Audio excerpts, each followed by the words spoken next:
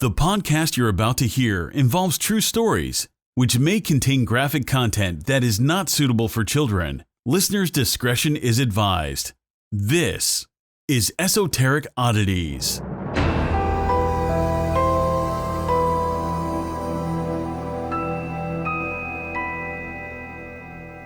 Hey guys. We're back at it, and there have now been 5 reported screws that have fallen out of this fucking table that we built 2 years ago. That's literally why you can hear us a squeaking, and my ADHD ass cannot sit still because all the screws are falled out.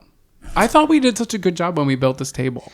I thought so too, but remember that IKEA bed I had? The what? The IKEA bed I had? Yeah, that shit. I think I broke that with my fat ass. I think everybody broke that. My feet also hung the fuck off that bed. Sleeping in Sarah's bed is a struggle for me because it really is. I wake up and I feel edge. So bad. His feet are like... Well, you know what else? You have like a fortress of pillows that you I sleep do. with. Like you have like one layer, you have like the pancake layer, those fucking pancake pillows. Oh, I got rid of those, remember? I know you did. I wanted to burn them so badly. What the fuck was that? What the fuck is this? Right. It was literally like you took like poster paper, you took like a stack of computer paper and just just put it in a pillowcase fucking pillowcase. We get it. Okay. So how are you? What you said you had some oh my god! Well, in this week's episode, okay, here we go. Of how fucking weird are people. Let's start out with this man. Of how fucking weird are people? Welcome to the section of the show we like to call How fucking weird are people? Are people? Wait. Are you trying to retitle it? Yeah. You already said it. We should just go with the branding. No, we can't. I want you to edit it out. I'm not editing any of this out. Yes, you have to. I don't have to do anything. You do. I'll quit. I don't care. On this segment of Why Are People So Fucking Stupid, when I was walking here, this guy pointed at me and started laughing. Was he on crack? I don't know. That's my first question because Philadelphia. I'm just like so confused. He might have been confused. He scared me. I jumped a little bit because I was like, how was the laugh? Was it maniacal? Was it a chuckle? Was he it drunk seemed maniacal. A little bit? Maybe he was like pointing at me and laughing. Maybe he put a curse on you. That's fine. Or maybe he broke a curse on you. Probably. It's Mercury Gatorade. Mercury Gatorade for sure. No, but seriously, this Mercury retrograde is coming in hot. Okay, second thing. I was on the trolley yesterday, and this guy, he keeps staring at me, and I'm like, "Oh, sir, I just had the worst day of my life. Like, what's good? I'm not the one. Do not speak to me. Stop looking at me. Get out of my space." I feel like people definitely. It's because you're short. Definitely I know, but I'm not nice. You're nice, just not when you're having an off day. And it sounds like you were having an off day. Am I correct? So he's looking at me, and I'm like, oh, what the fuck? Mind you, my headphones, my ear pods are fucking dead, so I'm not listening to anything. I'm just pretending. Right. You just keep them in there. Yeah, exactly. So he's like, you be on the 36, right? And I'm like, oh. I'm in my head like, how do I respond? I don't know. So I look over and I'm like, yeah. I, go on about my business. He's still looking at me, so I'm like, sir, what the fuck else do you want me to say? I saw you on the 36, huh? Like, what else is there? And he was like an older man. Okay. I'm doing like the shaking my head thing. Like you can go can shave stop your back now. And then he's like, yeah. Yeah. And I just looked away. Bye. Remember the candy lady? Oh my god, I used to love her. What happened to her? I don't know. She used to sell us candy on the subway. She used to carry it. She would sing and she would sit on my lap. She would carry a basket on her head and it would literally just like stay there. Somehow, by the grace of God, she probably like pinned it there. True that. Because she was twerking on the pole. She was working. She could sing too. Right. We love her. I wonder what happened to her. She could sing, but she was a little drugged out and there. Would really get in your personal space. Yeah, but some would say almost a finger up your asshole. But that's not what you're here to hear. I keep thinking it's raining. Anyway. No. Oh, no, you're hearing the cat clock. Yeah. So on to the final finale. Because you had that kind of day, and my day was I replaced the batteries in my cat clock, so the tail is swinging like crazy nobody's today. business. Like nobody's business. Look at that thing go. We love that. Look at it go. So at my job, we're not allowed to have outside food because we have a caterer. It's a liability with contract. Whatever is this the fuck. a story that I'm gonna have to edit out? Yes. you're going to have to bleep some parts out. Okay. So we have a group. They're a group of lawyers. And they don't get food. And every time they come in there, they act like greedy assholes. Which is like... Assumed. Yeah. Okay, Sounds about right. So anytime we see bags, we have to be like, hey, like, what's in the bag? We don't allow outside food. Whatever. So this old man... He's like walking around. And I'm like, first of all, this man's fucking lost. You're annoying because you're lost. Oh, no. And then I was annoyed. It's fine. And then I was like... Okay. I was like, hi. I was like, is there food in that bag? And he's like, no, it's my jockstrap. Ew. And I'm like, okay. So I get really annoyed at this point. Let me smell it. So he's like, yeah, I get off the train and I run 4 hours every day. I had cancer and I have to eat organic, so I don't eat in the city. And I'm like, okay. I'm still mad he told me it was a jockstrap. Where did that come from? Like, you don't wear one running ever. That's how I knew there was a flaw. So, oh my God. I'm like, how do you get energy to run for 4 hours, sir? Did you really question him? Oh, yeah. Oh, girl. Oh, no. I would have just been like, whatever, and he not was my like, business. I love living. I like you're living. spiking my ear. Like, so I could find hot girls like you. Ew. I just turned around and I walked away. I have to go. Then my coworker comes up to me at the end of the day. Uh-huh. And he says, oh, God. You see that guy right there in the red shirt? Oh, no. And I'm thinking, yeah, that jockstrap guy. And he's like, he was stealing snacks and putting them in that fucking bag. Ooh. It was a fucking lie. Oh, no. He was not only eating your food, he was taking your food to go in his jockstrap bag. Like, what the fuck is wrong with people? People are crazy. It's what? Snacks. Like, I you're gonna be I was gonna fine. say you have the money, honey. That's the worst part, and they're so mean. They're so rude. And we'll have people like that don't have meetings with us, like the FedEx people will come in and they'll be like, they'll take snacks and be like, where's the kiosk? And I'm like, you don't pay for it. It's included in someone else's package. It's not yours. Put it the fuck back. Where's the kiosk? Literally just walking and grabbing snacks from other people's banquet halls and being like, I think I'll have Where's the kiosk? Oh, there was this guy that did it today and he like whipped out 50s. I'm like, there isn't one, but you could give me money. Right? You should have just took it and been like, have the banana. It's $50. But my thing is like, y'all, so awkward. Philly, you guys there are so many like places he could stop in and just get food like real quick. So why? I'm saying. And that's that on that, I guess. Yeah. You could have called it that. Should I rewind, John? Rewind and edit that in somehow and auto-tune it. Because that would be pretty cool. That I spent all that time and you're just going to keep it in there. Yeah. Uh-huh. We have to keep it raw and unreal and uncut. Like my sex last night. That was weird. John, edit that out. I don't like that. Well, the people love it, and I don't like uncut. Ew, okay, well, we're gonna stop right there. Sorry. I came across an article that did you? I did, and I think did you? I think it was. Don't you use your Jonathan tone with me, you little shit. Is that phone on silent? In the studio? It is. See that flashing red light above the door? That means we're recording. So the title of this article is Woman Allegedly Threw Live Snake at Driver During Carjacking, police say. So a woman in South Carolina was arrested on Friday for stealing a car after throwing a live snake at the driver in order to get a hold of the car keys.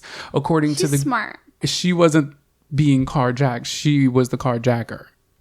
According to the Greenville Police Department, 29-year-old Hilmary Moreno Barreros was arrested for carjacking and reckless driving after she crashed through a barricaded site filled with people that was being set up for an event in downtown Greenville that weekend. The victim told police that the woman, quote, swatted at her with several wooden sticks before throwing a live black snake at her in an effort to get her car keys, end quote.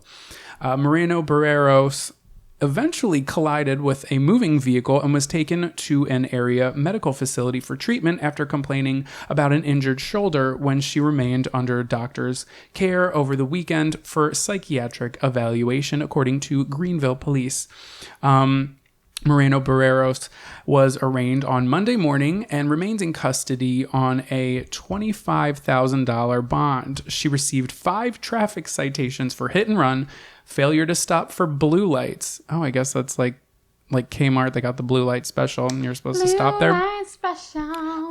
Resisting arrest and driving on a closed road and reckless driving. She also faced $17,225 in damages. Greenville police say that because the snake was alive and non-venomous, they released the animal in nearby woods. We love that. Yes. Be nice to the animal. Oh, and that's the end of the article. But what the fuck, South Carolina? Like, y'all just got snakes out there easy. Mm-hmm. Actually, 2 times in my life, I have went to pick up a stick. It was when I lived in Illinois. It's always a fucking stick. That happened to me. Thought it was a stick. I went to throw it for my dog Ginger, and who is dead. Well, she wasn't dead at the time, but like who's dead now.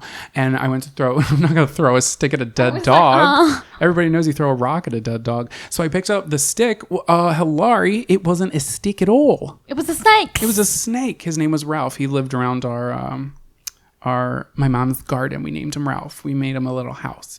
And then there was another. He was like dark green and brown. Oh, we love that. Thanks, Ralph. And my dad almost fucking killed him with a shovel.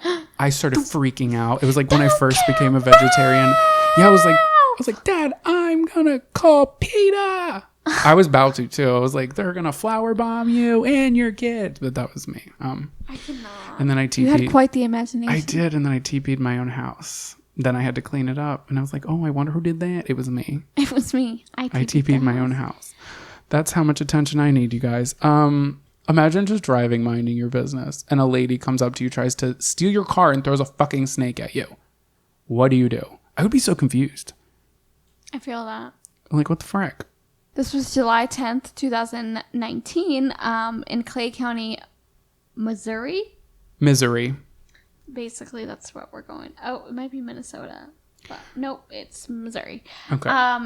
When they were tracking down a suspect, the law enforcement used their canines to track him down. Mm-hmm. And you know how they use canines to track down a scent. I cannot, because you know the story. You're like, oh. No. I didn't read the story. I just read the headline. I know the headline.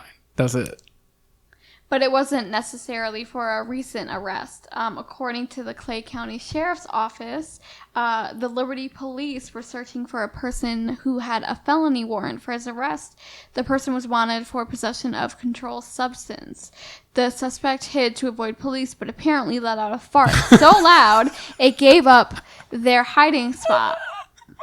And they gave props to the dogs for using their senses to sniff him out. Oh my God. I feel like...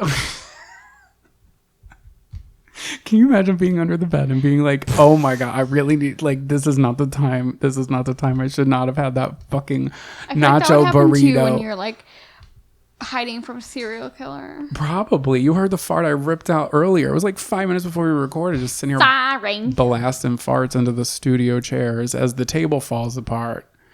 Wow, that is quite the symbolism, but that's actually really fucking funny.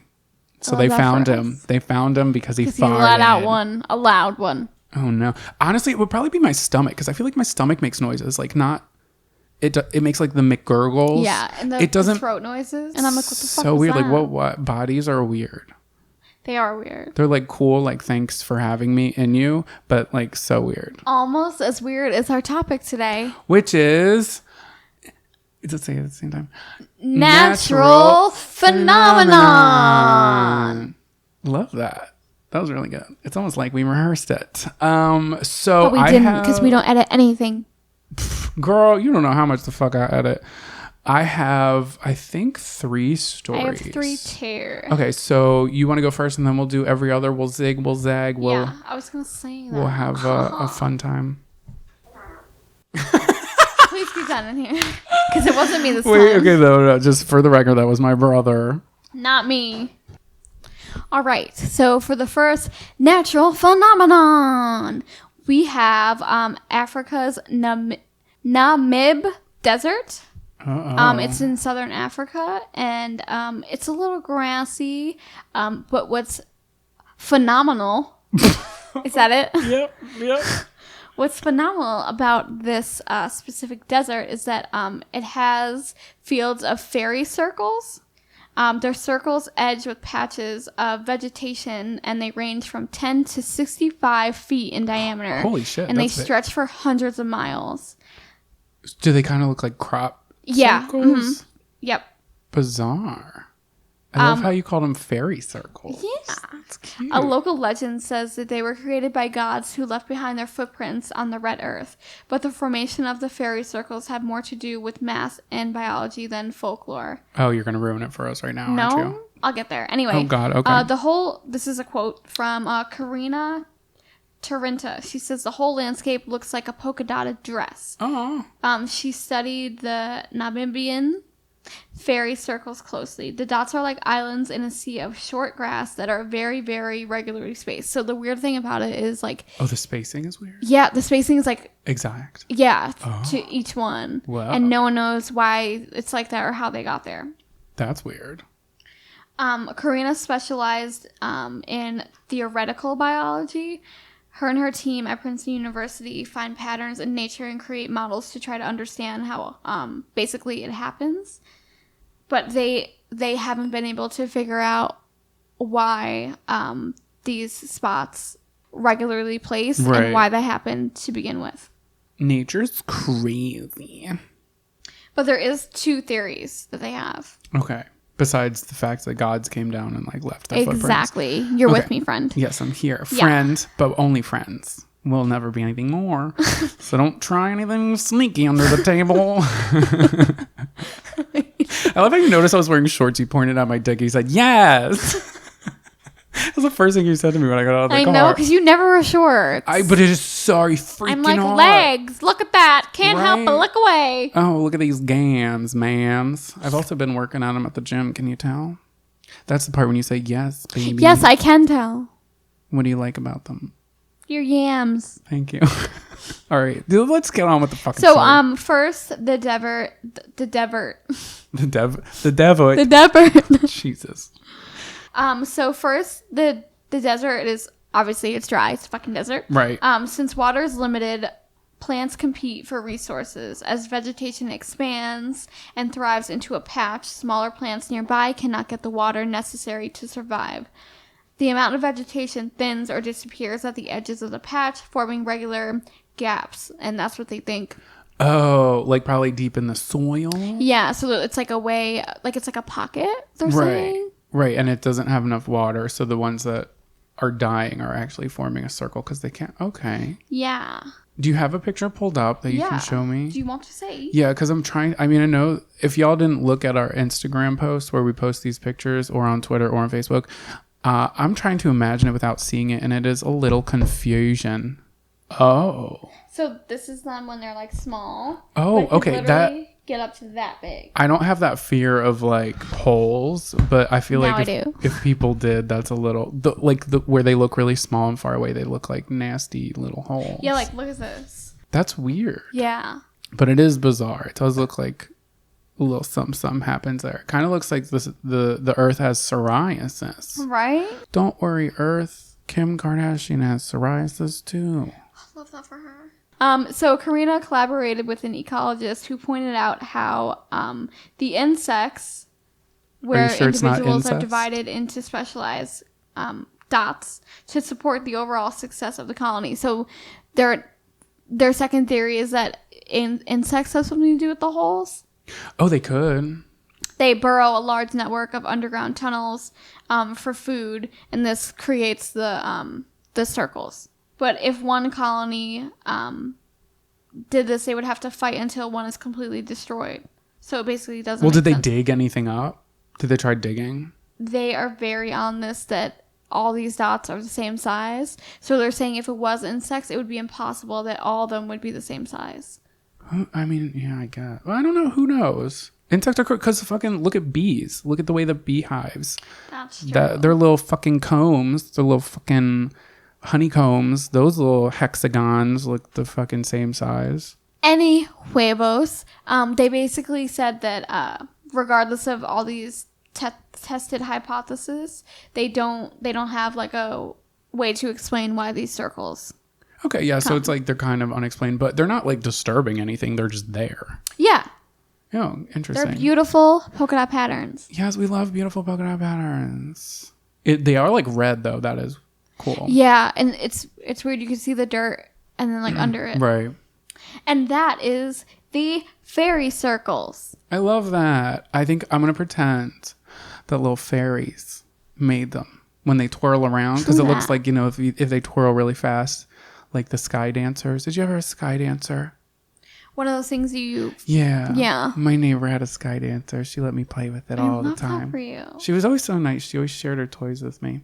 I wonder what she's doing right now. But I'm just going to pretend very, that... like, scientific. What, me?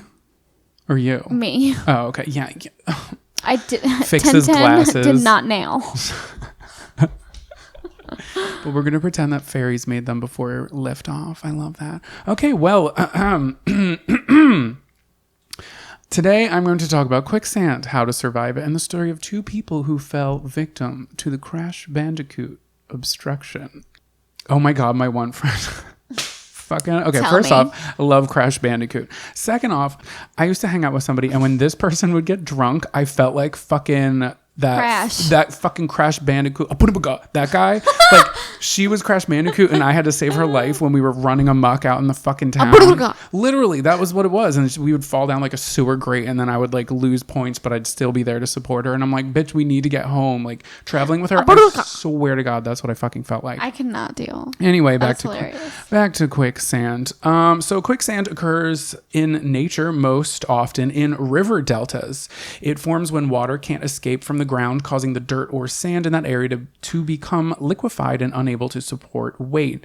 One thing that makes quicksand so dangerously deceptive is the fact that it looks like a wet, solid area of sand or shallow mud, but behaves like a liquid under the right circumstances. So essentially, you like don't know that it's quicksand until it's like not too late, but until your fucking foot is in it.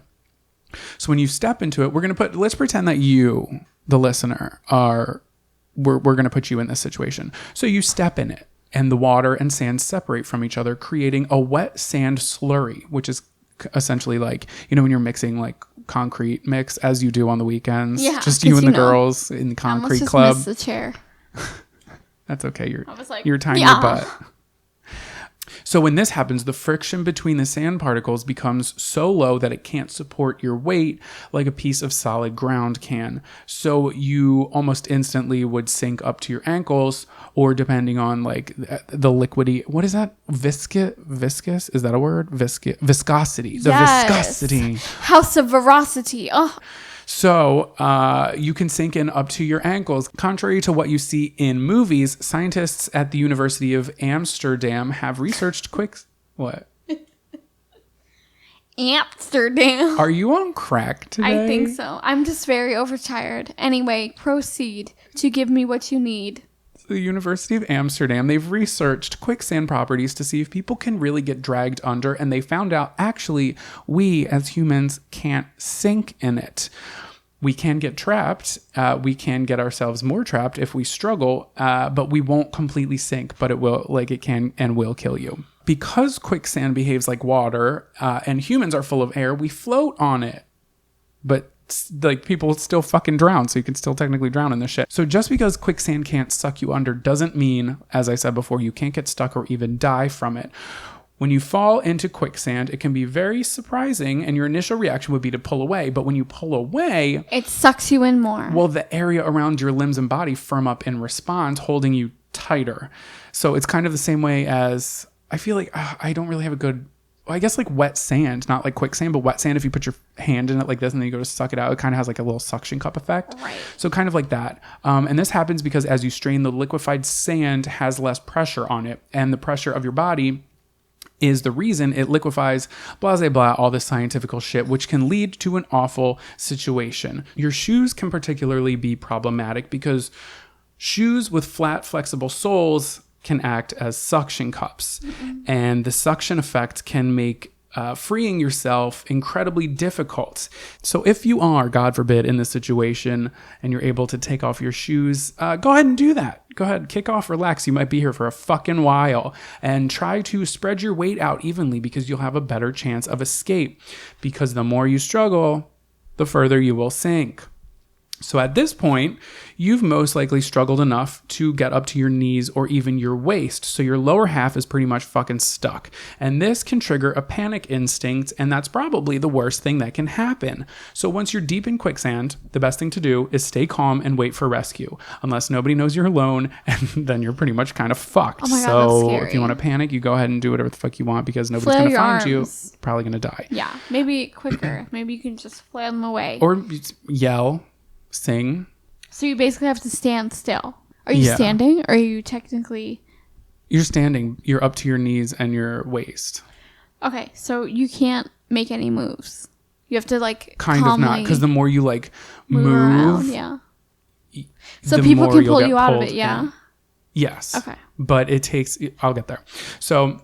Not to mention that the human brain and body don't do well with being trapped, so you might thrash around, and as I said before, thrashing around will pull you deeper until it's up to your chest, and that's when things can start to get deadly. So the University of Amsterdam study revealed how much effort it would take to pull free from quicksand.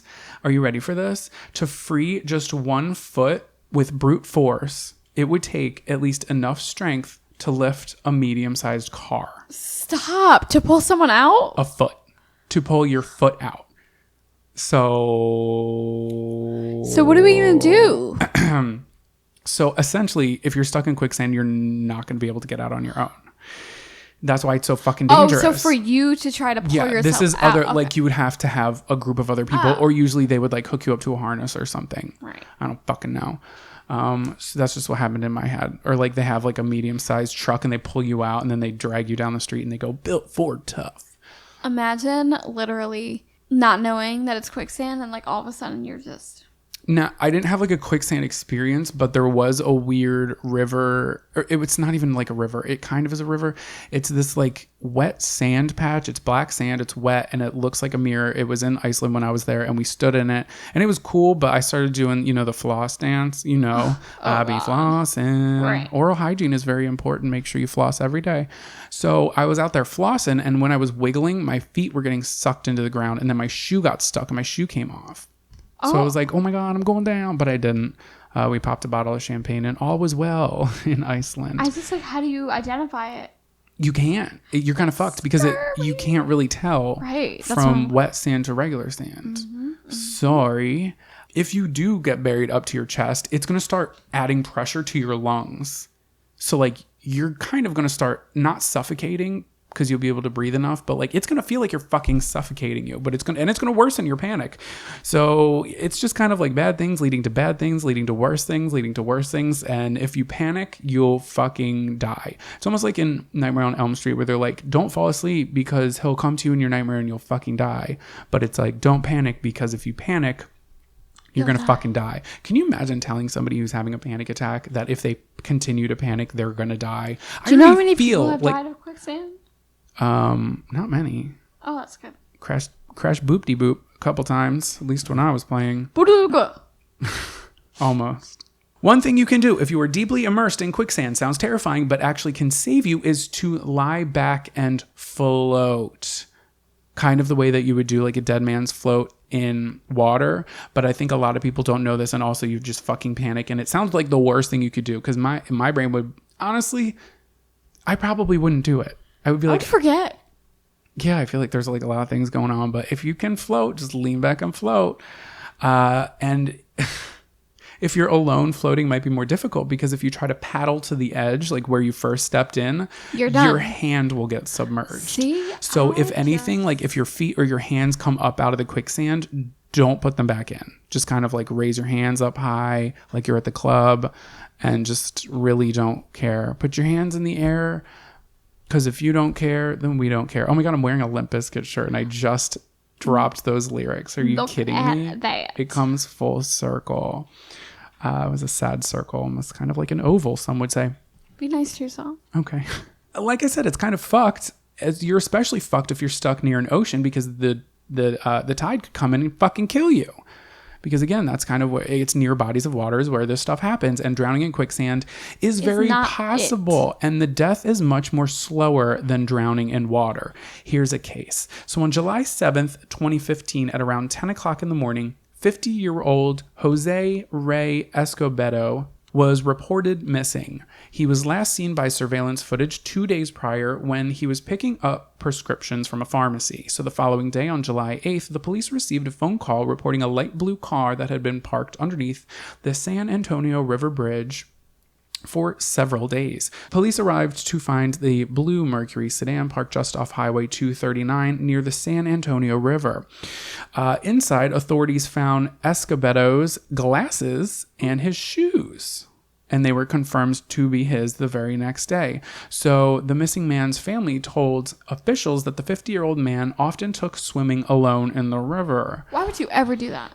I know, right? Like, that's scary. I mean, I guess people are naturally like that. Marcella... Yeah, but wasn't it in the dark?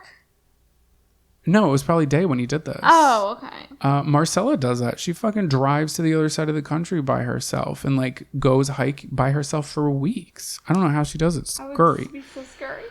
So Lieutenant Will Johnson of Karnes City Police Department wrote in an incident report, quote, "He was known to access the river in the Falls City area, but it is possible he went swimming and did not return to his vehicle," end quote. There is no indication that the man had gone fishing or camping just by looking at his vehicle, according to the report, and it didn't seem like he met someone and left with them, like leaving his car behind. They were just kind of like, he left his car, probably had the intention of coming back, but then just didn't come back. Right. So on July 10th, which was 3 days after he went missing, a helicopter flew over Highway 239 to US 59, and officials found nothing. But the following day, 3 men searched the San Antonio River by boat and found Escobedo's body lodged in quicksand 350 yards upstream from the bridge where he parked his car. Wait, how did they find his body? Well, he was buried from his waist down and he was trapped in the sand. And he couldn't get out. His body was actually bent over, face down in the quicksand pit. Officials found no evidence of foul play, and on July 13th, an autopsy ruled his death to be drowning. But it wasn't just water in his lungs, it was like sandy water. Oh, no. So his death was one of 114 to occur across the states and rivers in 2015. So I mean, that's still kind of a big number for people to die in quicksand, 114. Right. But I guess that's like in the whole country, and there's literally hundreds of people in this country. So like... You do the math. Yeah, you do the math. That's your homework, boys and girls. Leave it in the comments below. I don't even know what the question was. Just leave it in the comments below. So when he was reported missing, there was a whole lot of rain that day. In days before his death, that's when the area was the wettest. So essentially...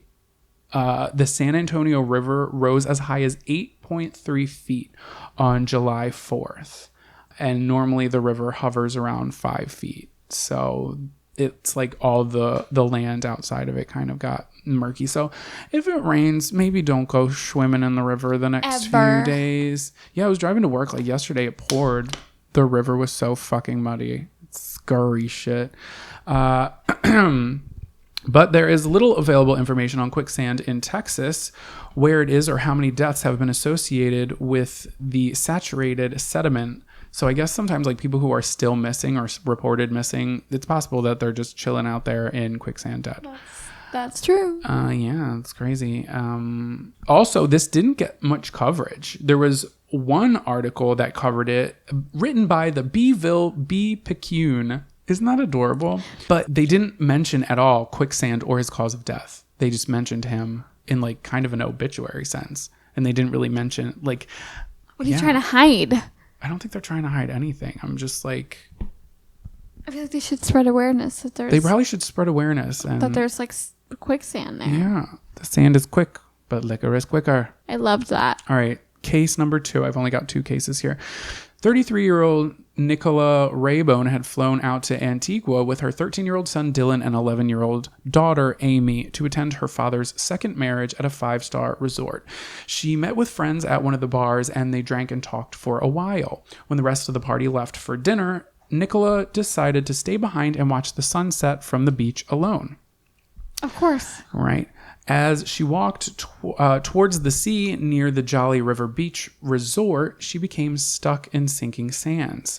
When the sky darkened and the waves began lapping around her, she began screaming for help and police were called. Her terrified cries were reported later that someone thought they heard cries, but the ocean, like the waves were so loud that they didn't realize and they didn't put two and two together that she was screaming for help until later.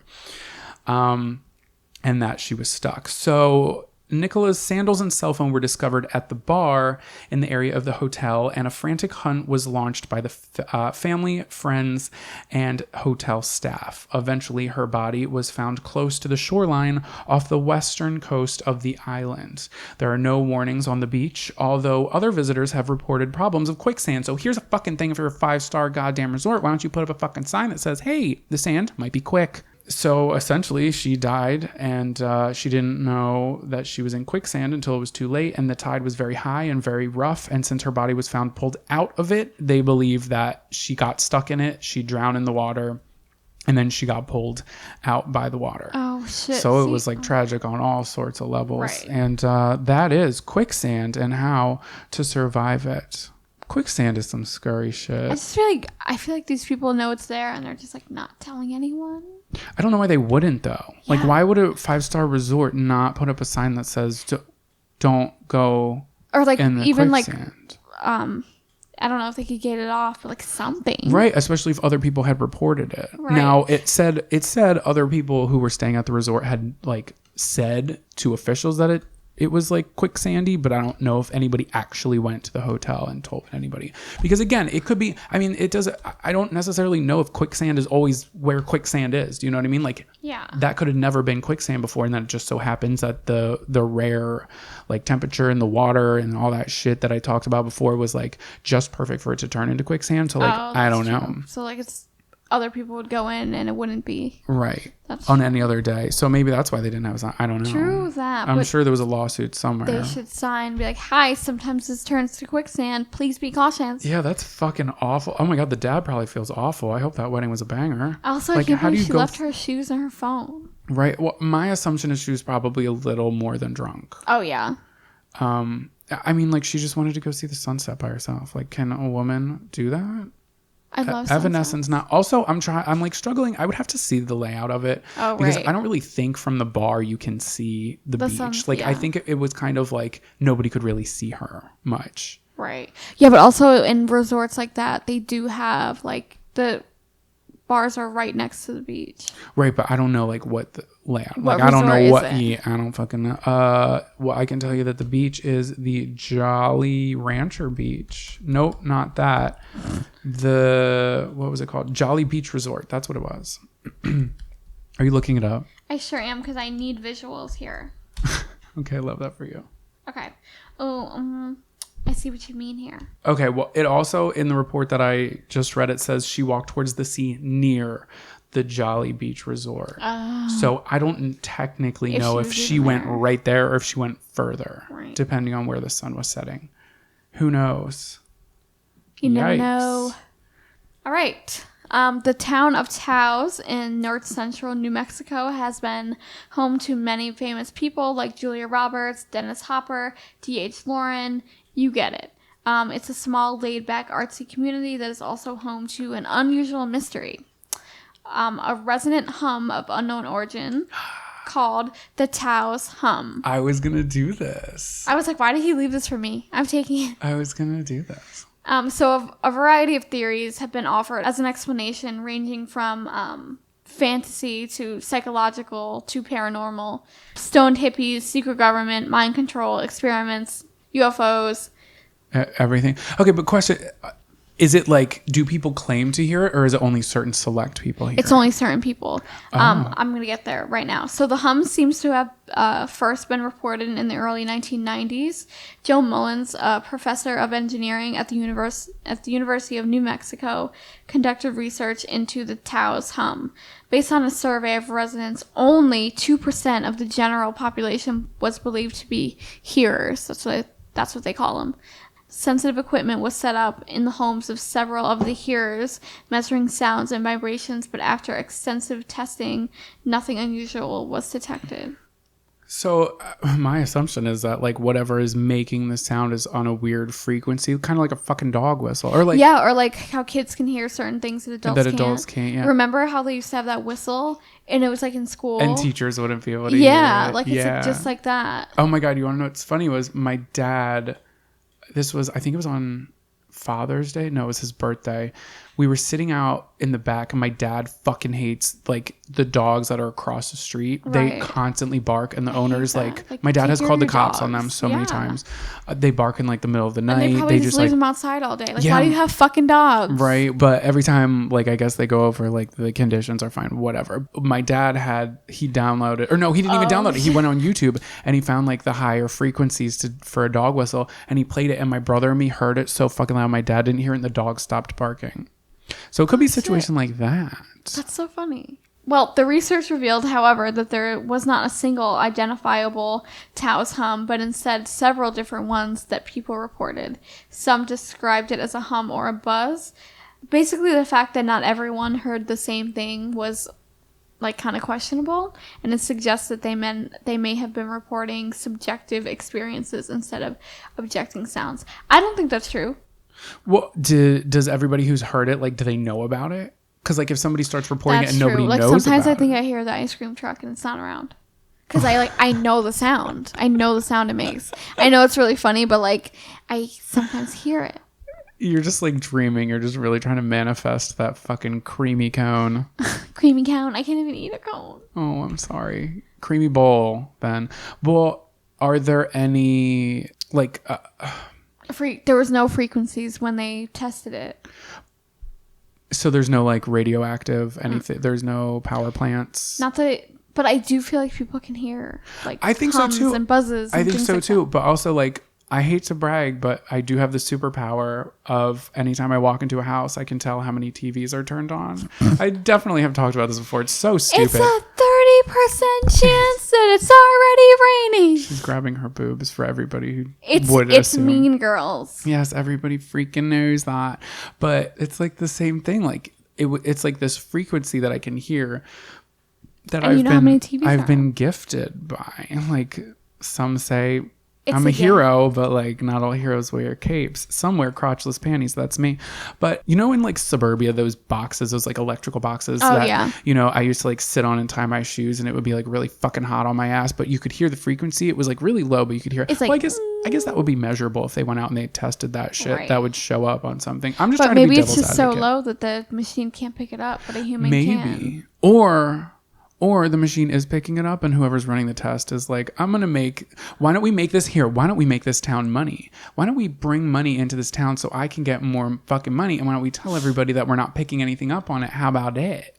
That's a good idea. Said that's a good idea. Oh, so we're telling people we are picking things up? No, we're telling people we're not picking things up when we really are. They're like, oh shit, it actually is that box in that lady's backyard that people are tying their shoe on. But like, we're just going to pretend that it's not.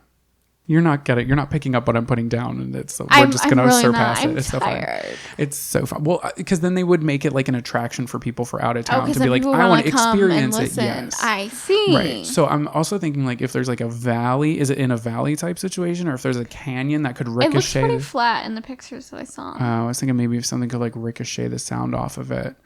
I don't know. I'm not a soundologist. Mysterious sounds are nothing new.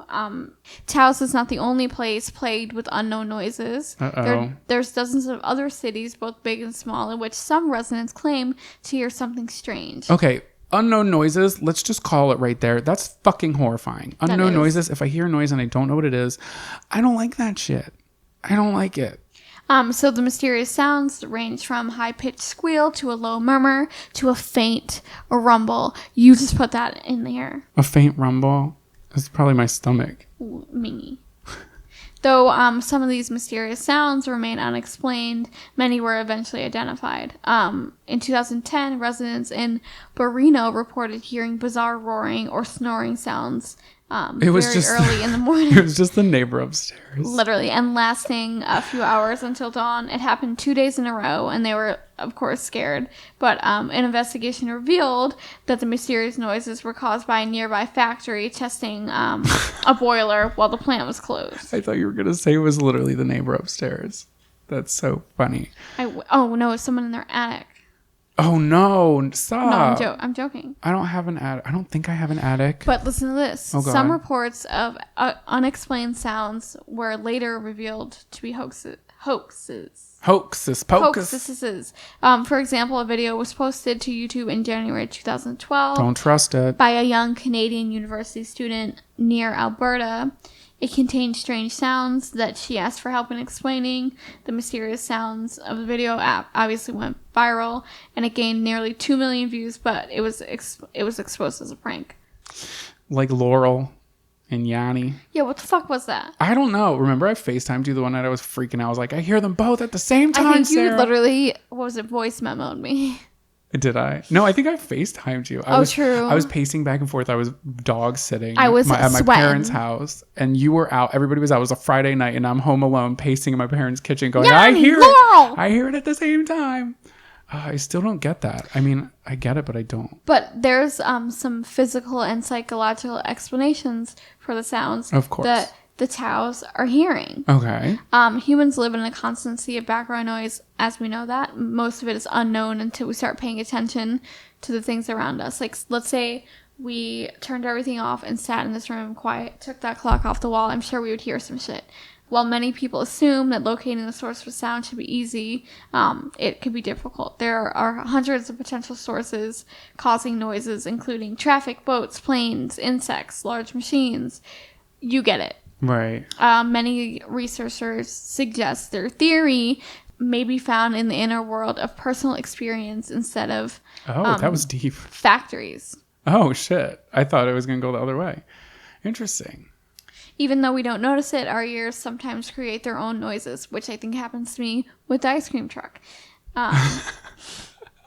You know what? That's kind of true, because I remember as a kid, I would If you can think if of you, something. I feel like if you go underwater, I don't hear things that I think of, but I'll hear like a steady, not hissing, but a steady like noise. It sounds like it's pumping. Or like a frequency maybe. Well, yeah, because you can hear your blood like better underwater. You can hear the blood pumping through you. Yeah, that's very true. It's very true.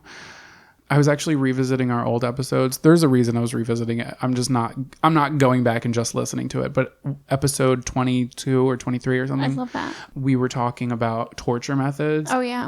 And you were talking about the music. No, the not white the noise. music. You were talking. No, not the white noise. The white room where they serve you everything. You were talking about the room is white, everything's white, the food they give you is white, and it's like deprivation of that. And then I started talking about that one room that was an art installation, but it's now an actual thing. I forget where it is, even though I was literally just looking at it yesterday.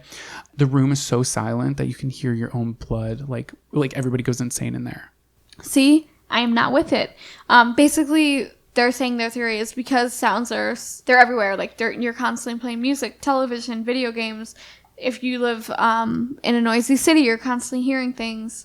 So there's something called autoacoustic emissions, and basically it's a disorder where you constantly hear ringing in your ears. Ooh, that's not pleasant. Right? They basically said it's unrunnable because a tiny percent of people claim to hear the Taos hum. And it's not that another literally 98% of the population had poor hearing, but instead the people that heard the hums were super hearers. Or okay. I feel like you could hear frequency. I also feel like maybe it is like something natural. Maybe it has to do with like the fucking sediment underground or something. And these people even reported hearing the same noise when they moved out of the place. Oh. What? So, okay, wait. So they left the town and they still heard it? They still heard it. Okay, well then maybe it's something with their ears. Maybe they have that autoacoustic. I need a sip of water. You get what I'm trying to say. Maybe they have that. No, I have literally 3 bottles of water. I don't know why this is going on. Interesting. Yeah, so that's the story of the Taos hum. I love that. Interesting and spooky. And mine is kind of the exact opposite of yours. Where did yours take place? In New Mexico? Yeah. Well, mine takes place in the old Mexico, or some would call it the original Mexico. So this is the Mapimi Silent Zone. Have you heard of it? No, what is that? So it is the name for a patch of desert land in Durango, Mexico. Since its discovery, the Silent Zone has become subject of many urban myths. The space measures 50 kilometers and radio signals do not work, and compasses spin out of control when they're placed near stones on the ground. Fucking weird, right? So the first recorded incident was in 1930, or actually in the 1930s. I don't know the exact year. But it was by a Mexican pilot named Francisco Sarabia, and he claimed that his radio had mysteriously failed to function while over the flying zone, but he didn't, like, it wasn't dubbed as anything yet. He was just like, fuck, I keep flying over this and I don't know what the fuck's going on. So scientists have also dubbed this area the Mar de Tatis, hello, or the Sea of Titus, because they did research and they actually found that this part of the desert was sometime in history completely submerged underwater. So basically, it's like a dried up, crusty fucking Bermuda Triangle. And perhaps, not so coincidentally, both the Zone of Silence and the Bermuda Triangle are located between the parallels 26 and 28. Fucking weird? Look at that. Also, I think perhaps something has to do with it being underwater. I'll get back to that. But it's not just terrible cell phone service that makes this stretch of desert a mystery. Oh no, honey, because throughout the 20th century, multiple large meteorites have landed in the zone. In 1938, a meteorite crashed onto a ranch. Get this. And 16 years later, in 1954, another meteorite crashed on top of the same fucking ranch. Stop crashing me ranch. What are the fucking odds? It's literally just a really the same place. Unlucky person. So I actually looked it up, and the odds of a meteorite crashing in the same location is impossible. 1 in 250,000. It's actually That's like crazy. smaller than that. The odds of it are like less than that. And in 1966, the national oil company, Pemex, sent an expedition to explore the area. The leader, his name was Augusto Harry de la Peña, and he was frustrated by the problems he was having with his fucking radio. And that is when he dubbed it the Zone of Silence. And then a third fucking meteorite came in 1969 in a valley that is just west to the zone. And people nearby the town were awakened by the sound of a loud crash, which shattered windows for miles. And then this is when the area started grabbing attention of scientists from around the world. So the following year, on July 11th, 1970, an Athena rocket, now this shit's fucking weird, an Athena rocket had been used in a training exercise by the U.S. Air Force, and it lost control, accidentally invading Mexican airspace and landing in the desert region of Durango, hundreds of miles from where it was planned to land. Oh, shit. So the rocket was carrying 2 small containers of cobalt-57, which is a radioactive element. I knew it, magnets. Immediately, a team of covert specialists arrived to find the fallen rocket. The aerial search extended over 3 weeks, and finally, the rocket was found in a road that was made to transport the wreckage, as well as a small amount of contaminated topsoil. They were just like, "Hey, let's take this with us." All of the operations were made under a fair amount of government security, spurring rumors and obviously myths to locals about what was really happening. So there was a local. His name was Jamie, and he was hired as a captain to guard the rocket while the U.S. prepared to take it back, which after a couple of weeks of preparation, they did. However, Jamie had rather liked the attention and money that the missile had brought, and then began playing up rumors that, this is kind of like what I was saying for you. He started playing up rumors that strange incidents that had generated. Oh, and he got people to come there because they're like, let's see what's going on. So landowners and potential hotel builders all agreed that this land was very special, and a handful of scientists were said to have confirmed these strange phenomena through studies. Unsurprisingly, it was difficult to figure out what was actually going on in the area. Do you think that's what's happening with Area 51 right now? There's like no way they're going to let people in there. No, of course they're not going to let people in there. And I honestly fear for anybody who is going to go participate in that Facebook group thing. Right? Like, y'all are weird. Yeah, it's kind of stupid. No, I think the government has admitted that they are doing like extraterrestrial research out there. Also, I just learned today how huge Area 51 is. Do you know how fucking big it is? Area 51. That literally made no sense. I know, shut up. Everybody's rumoring, radios don't work there. It's a silent zone. Sometimes you can't hear people having conversations. Some people have seen very tall people in tight silver suits. They think like this is where the Earth's energy is concentrated. Light spheres have been seen flying over the zone. UFOs land here and so on. You understand. Others claim that the area has caused various mental problems, and some people have claimed that they've seen fireballs in the sky at times, flames rolling down the sides of mountains like massive ignited tumbleweeds. That's fucking horrifying. So there was this man, his name was Benjamin, unpronounceable last name, and he reported this story in an interview. He said, quote, "I was 12 years old when a light appeared from above and completely encircled us. I was traveling with my brother in the zone. We didn't know what was happening. And when we got back to the ranch, we realized we had lost 2 hours." So then Benjamin's wife chimes in and she's just like, quote, "The zone has been good for our family. Our daughter Alejandra has... and her husband have not been able to have children. They tried everything, went to doctors, then they came into the zone and conceived. 2 years later, they returned and conceived again." So I guess if everybody just wants to go to the zone and fuck, you're pretty much guaranteed a baby. Get in the zone. AutoZone. Love that. So then there's this man. His name is Geraldo Rivera. Not the Geraldo Rivera we all know. This Geraldo is a state bureaucrat who is also a devoted UFO investigator. So he kind of believes that, all this weird stuff is happening and it has to do with UFOs and this, that, and the other thing. Now, I believe in UFO, or I obviously believe in UFOs. Mm-hmm. I believe in extraterrestrial. I don't think we're alone on this planet. I'm not saying that this is not credible. I have not experienced it. I'm just doing my own research, and I feel like I can't give a definitive answer to how I feel about the situation, but I'm going to do it anyway. You should share your thoughts. Without going to the situation,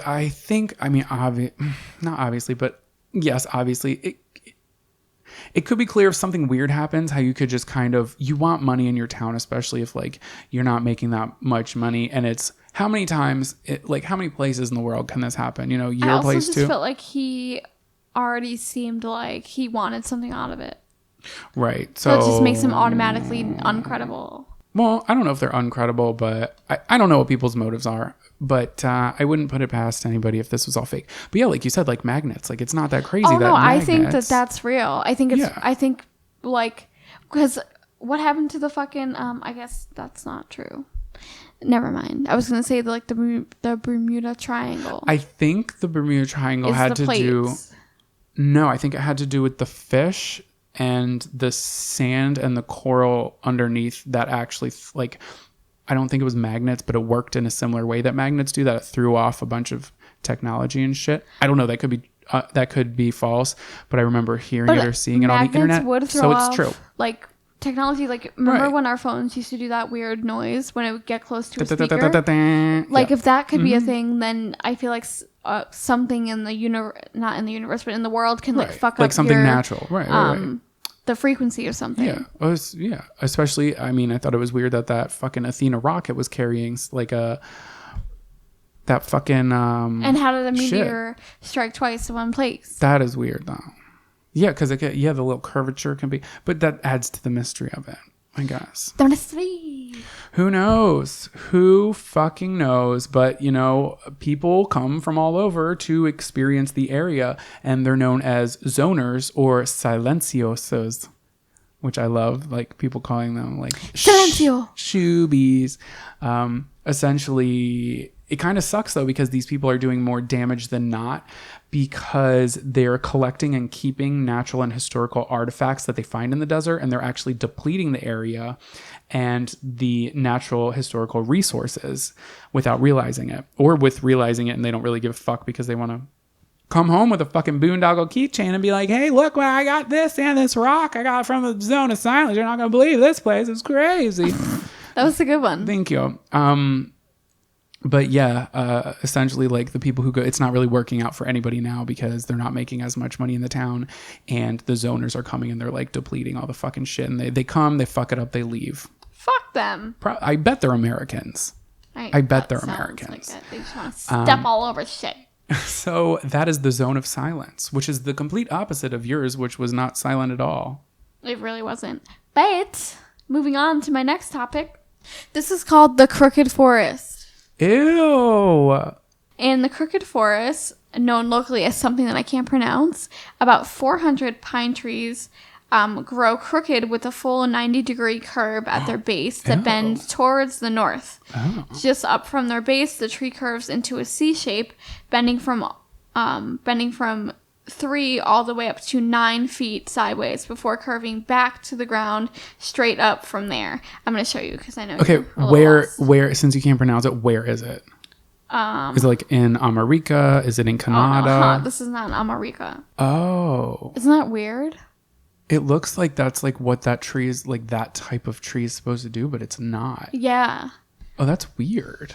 Oh, the way that it like immediately curves is bizarre. Right, and they're all like that. I wonder if there's a disease in the soil. That's true. And it's weird because they eventually go straight up, but like that little, it's like 3 inches off the ground and it's like skirt. Right, like a C shape. So they grow to be about 50 feet tall and are generally healthy despite the curves at their base. While there are plenty other trees around the world that have been known to develop curves and other strange shapes, the trees in the Crooked Forest are different. They are smooth and not gnarled like the other trees that are curved because they have suffered from genetic mutation. Furthermore, of course, the Crooked Forest is unique because of so many trees grow so strangely in such different way. So they're all in a C shape, but they're in like different C shapes. These trees don't have a genetic mutation. Oh, or like they're not known. You said pine trees, right? Yeah. Yeah, that's weird. Maybe it's the soil. That's true, but they don't have any. It says no genetic mutation. Oh, I guess right, but it wouldn't be a genetic mutation. It would be like something in. Oh yeah, in the it ground. Wouldn't be like in the tree. It would be like in the nutrients that it's absorbing when they're first becoming trees. Right. Well, or whatever of course, a baby tree is called. We know there's many different theories to how they came to be this way. One of the more outlandish ones are that. I love these. There's some type of unique gravitational pull in the particular area that caused the trees to grow outward towards the north instead of straight up. It could be. Who's to say it's not? Right? Are there other trees in that area, or is it just pine trees in that forest? There's just those trees in that forest, and it's just that area. And they're all fucking wonky. Yeah. What a weird little fucked up tree family they got going on there. Weird. But that theory doesn't hold up because the basic scientific facts given that gravity pulls things downward and not at a curve. So there are other groups of pine trees and assorted vegetation in the area of the Crooked Forest that do not curve. Well, gravity is like mass that attracts smaller things with a smaller mass. So it's like not to us, it's pulling us down. I'm playing devil's advocate and I'm reading off theories that these people have said and why they think that the theory above doesn't work out. Yeah. Okay. Well, I'm just saying that like gravity would be like. I think that could be true. There has to be some reason, like there's magnets in the world. It could be some type of like magnetic pull to the north of these specific trees that happened like forever ago in the specific area. Right. Maybe. I don't know if I can know. Another theory is that a heavy snowfall weighed down the trees as they were sprouting, causing them to grow crooked. Once again, the theory does not explain why other trees in the area were not affected or how many trees were affected, why it's so uniform for them to curve like that. I mean, scientists don't really know why the trees are crooked. But some people are like, oh, it was intentional. Like, no, it's not. I feel like it's just, like you said, like it could be the soil or some shit that's just like in that ground or in that area that's causing them to... How would it be intentional? Well, has nobody like... They're saying that the trees were man-made, planted around 1930. And it was not uncommon for farmers of the time to manipulate trees into shapes that would make it easier for them to be used for construction materials. I don't know how the fuck that would make them easier. How would you make a fucking crooked tree? Like they could, if they put like something in the way of it, like trees will form around it. Oh, You've seen that shit in Philly. They suck up gates, like old gates. You can see like literal. You know how they have the little gates around trees way back in the day? Yeah. You can see gates from the 20s that are sucked up, like maybe like 3 or 4 feet in the air that are stuck in a goddamn tree because the tree grew around it. Because nature don't give a single fuck. They don't. Nature never gave a single fuck. Well, however, once World War II began and Germany conquered Poland, the local farmers' tree bending activities were likely disturbed. After Germany invaded Poland in 1939, the town of Gryfina was destroyed and the farmers would not have been able to tend to the trees and ultimately cut them down. So that theory doesn't work either. Oh. Because at that point, everyone was gone. And that's the story of the crooked trees. Well, maybe it had something to do with the war. Well, were they in that area?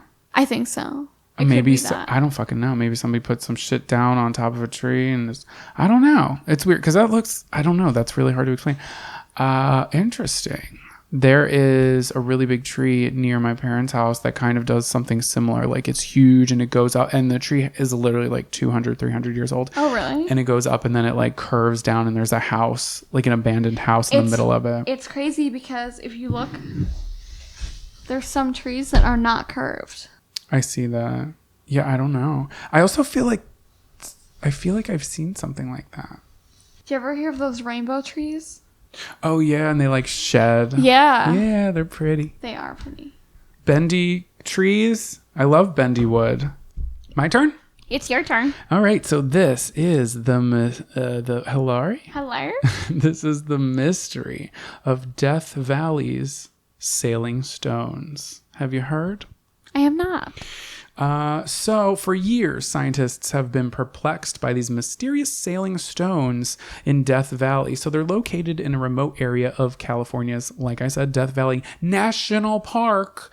You all know how we feel about national parks. Exit, please. And weird things going on there. So I'm going to post a picture of them, but essentially they're these heavy stones that appear to have moved across a dried lake, which is known as Racetrack Playa, leaving a trail behind them in cracked mud. So it looks like, you know, if you just like take a rock and it's like sand or something and you slide it across, it leaves a trail. That's what they're leaving, but they're big rocks. Some of them are boulders and they just have this long ass trail behind them for let me just not get ahead of myself. Let me get into it. So, scientists have tried to solve the puzzle of the sailing stones for decades, and some researchers say that they think that dust devils may have actually moved the rocks, but some of the rocks are estimated to weigh 700 fucking pounds. What are dust devils? They're like dust storms. Oh, I actually got stuck in one so. when I was in a van. Like tumbleweeds? No, it's like a storm. Like it's like almost like a sandstorm. Like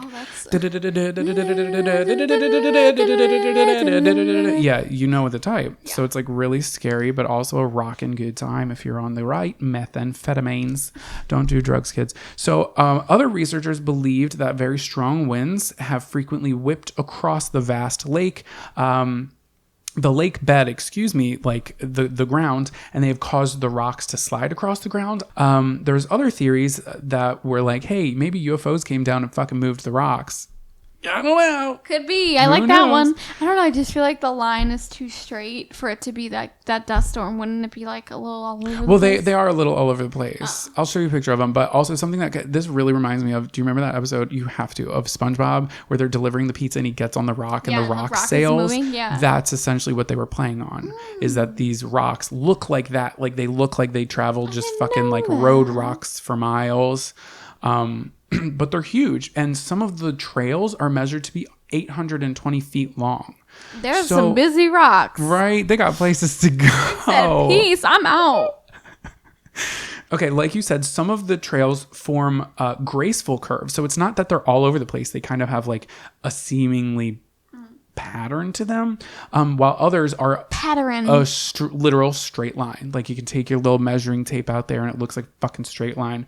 And then some abruptly shift to the left or right, which is what threw people off. I don't like that. That they were just like, ooh, turn signal, turn left.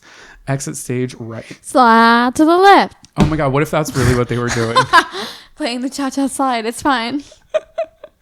So in 2006, Ralph Lorenz was a national scientist investigating weather conditions on other planets, and he took interest in Death Valley. So he didn't know about these sailing stones yet, and he was focusing on comparing Death Valley to the Ontario Lacus, which is a vast hydrocarbon lake on Titan, which is the moon of Saturn. So he's comparing the two, and then while he's like investigating Death Valley, he's intrigued by the sailing stones, and he's like, scratch his head, what the frick is this? So he then developed a kitchen table model using ordinary Tupperware containers to show how the rocks might glide across the surface of the lake bed.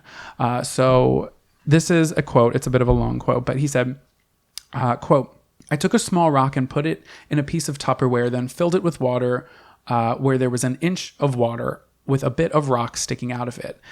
Oh, that was end quote. So it wasn't that long of a quote. Fuck me. So after putting the container in the freezer, Lorenz ended up with a small slab of ice with a rock embedded in it. Are you visualizing it with me? It's just like, you don't see it. So imagine like a Tupperware container. You put a rock in the very middle of it. You fill it up this much with water, and the rock is sticking out a little bit. And you put it in the freezer. You take it out. You can then like take the little like dish of ice out of frozen. Yeah. Mm-hmm. Okay. That's what freezers do, honeybee. Listen. Lipstick in my Valentino white bag. Back to the important stuff. So by placing the icebound rock in a large tray of water with sand at the bottom, all he had to do was gently blow on the rock to get it to move across the water. As the ice-embedded rock moved, it scraped a trail at the very bottom. So essentially, he's saying that at one point, it's possible that these rocks were like in either water or ice, some fucking how in Death Valley, maybe way back in the Ice Age. Yeah. And as wind could have pushed it, because right now wind can't push it, but like those trails are probably like millions of years old, and as wind pushed it, it kind of like grazed along the bottom of the ocean, or that whatever the valley was, that giant river, whatever the fuck it was, and then where they stopped and landed, that's kind of where, do you know what I mean? That's why like it's following the pattern of wind is essentially what he's saying. To be honest, that's kind of where it ends. We don't really scientifically know. It's unsolved. Yeah, but that is honestly a scientific explanation that makes sense, that if there was water and or ice there, and even if the rocks or the giant boulders were sticking out of the top, it's possible, or even at some point, if they were at the bottom of the ocean and then the water level started going down, whatever the fuck happened, because now it's a desert. Yeah. It's very possible that I already said it was a lake bed. So at some point it's for sure that there was water there. I'm losing my mind. I was just going to tell you that. I was paying attention. Thank you. But yeah, so I mean, that's kind of what he's going for. I personally think that SpongeBob probably hitched a ride and was delivering crusted crab pizza, because it is the pizza for you and me. And then it just stuck. And then all the little rocks, they learned how to do it too. And now they're doing it. Love that. I'm really getting like, I need to stop talking. Okay. Really quick. Speaking of pizza, we haven't done one of these in a minute. Can we really quick? What do you want from me? Can we do a quiz? Because the quiz is, which Powerpuff Girl are you based on the pizza you make?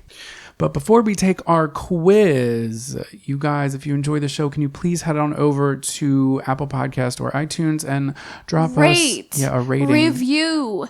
Give us stars, because we're stars. Give us 5 stars if you can, because it's not like for us to read how great we are.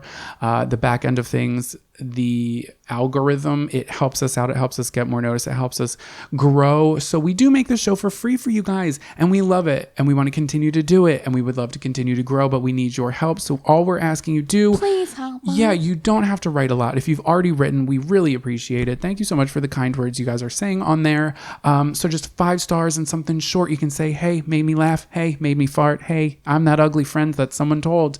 Something like that. Hey, I want to be your friend. Yeah. Or if you guys could do that, and then if you want bonus content, head on over to patreon.com/esoteric oddities, where you will get bonus episodes, and we are unraveling some other things very soon. Some exciting things. So head on over to patreon.com, because y'all will be the first to know. All right, so let's jump into this quiz if you'd like to take it with us. I left it somewhere. I'm sure you can figure out how to fucking do it.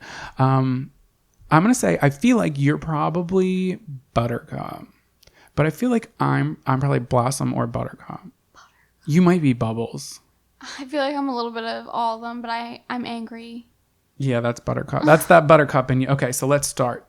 So Ew, how don't I know who they are anymore? that's so annoying. Buttercup's the green one. I know. Bubbles is blue. Blossom is Blossom. Okay, so what type of dough? So let's just pretend that you're not gluten-free. I'm like really confused at this because it says plain wheat and cheese. How? It says cheese dough. What the fuck? I'm going to say plain. I'm going to say It says plain wheat cheese IDK. I'm going to say plain. What? Oh. Sauce. Okay. Tomato. White. None. Ew. If you said none, please click off, Barbara. Don't call out my mom like that. My brother loves white pizza. I don't really like it that much. It's so garlicky. It depends. I have to be like really craving it. Yeah.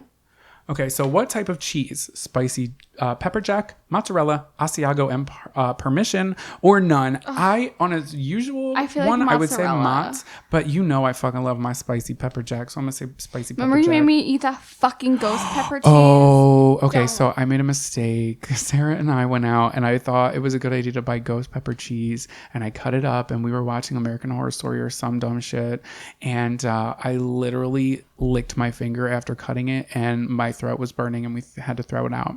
Literally, it was so bad. It was so spicy. Choose a topping. Meat, veggies, none. I put veggies. They're not giving us so many fucking options here. I don't like this. They're like, I like- you want pineapple on your pizza? Listen, Fuck you. I like pineapple, mushroom, and hot sauce on my pizza. I Eat like- a dick. Pineapple and peppers. I hate that people hate on pineapple. Like, go Also, away. just let people literally live their Right? lives. It's going to be fine. I feel like it was trendy. It's like, I hate Nickelback and I hate pepperoni Pepperoni. pizza. I mean, pineapple pizza. Yeah. Like, that's fine, but I'm going to go ahead and listen to Nickelback and I'm going to eat Look a at slice. this photograph. You know? What if the photograph was a photograph of pineapple pizza? Okay, so I'm going to say veggies, but I'm like weird. If there is an olive in sight, I'm calling the police. I'll leave. So who are you eating with? Friends, family, coworkers, or no one? I'm either gonna pick I don't know, not I feel coworkers.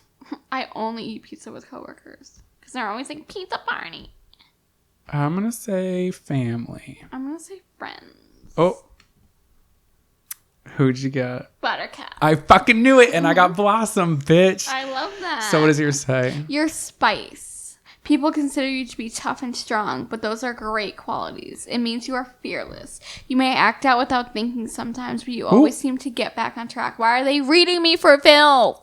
So mine is, you got Blossom. You are everything nice. You have a natural leadership quality, and you're never afraid to speak up and stand out. You're strong-willed and determined to be the best you can be. Wow, this is actually like for as little literally. questions as they gave us. Like that, out of all the quizzes we've taken, They pinned the nail on the head. pin the nail on the donkey. All right, so my fun fact is the computer used to land Apollo 11 on the moon is 6 times less powerful than the inside of a TI-83 calculator. That is why they're so goddamn expensive. Calculators are so expensive these days. They're like $150 for a fucking calculator. Do you have a fun fact? No, I have a tweet of the week. Oh. Okay, so my tweet of the week is on my phone as well. Oh my god, I tried to put in fun fact and I put fuck fact. Oh, God. So go ahead and read one of those. Okay. Yep, not finding anything. Okay, so my tweet of the week is from Dolly Parton. It says, if you're feeling a little low, and I read it in her voice. I'm not going to do her voice because I will do it to filth, but I read it in her voice. If you're feeling a little low, put on a pair of high heels and stand a little taller. Always works for me. Oh, she snuck in there at the end. What the Look fuck? at her. She's so cute. We love her. And you guys are so cute too. Thank you again so much for listening. Again, if you want some bonus content, head on over to patreon.com/esoteric oddities. Make sure you're following us on Instagram, Twitter, Facebook, all that shit, because we do post pictures of everything and we do follow people back and interact with us. Bitch, Thank we want you to talk. for listening. Bye. Bye.